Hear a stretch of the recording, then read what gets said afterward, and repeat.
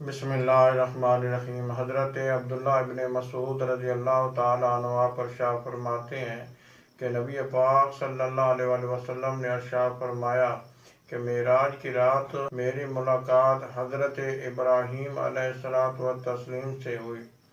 तो उन्होंने कहा कि ए नबी पाक सल्लल्लाहु अलैहि वसल्लम, अपनी उम्मत को मेरा सलाम कहना और कहना जन्नत की बड़ी खुशबूदार मिट्टी है और लजीज पानी है, लेकिन चटियल मैदान है।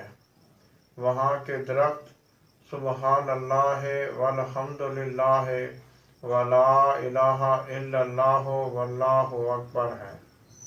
उलमा इकराम इस हदीस के हवाले से कहते हैं कि नबी पाक सल्लल्लाहु अलैहि वसल्लम के ज़रिए हज़रत इब्राहीम अलैहिस्सलातु व तस्लीम का सलाम जिस शख्स को पहुँचे, जो शख्स भी इस हदीस को सुने, उसे चाहिए कि वो कहे वालेकुमुस्सलाम व रहमतुल्लाहि व बरकातुहू या खलीलुल्लाह।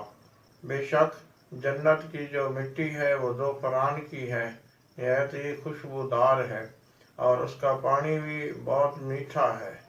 लेकिन इंसान जितनी दफ़ा कहेगा सुबहान अल्लाह वल्हम्दुलिल्लाह वला इलाहा इल्लल्लाह वल्लाहु अकबर, अल्लाह तबारक व तआला उसके लिए उतने ही जन्नत में दरख्त लगाएगा। दुआ है कि अल्लाह तबारक व तआला हमें अमल की तौफीक नसीब फरमाए।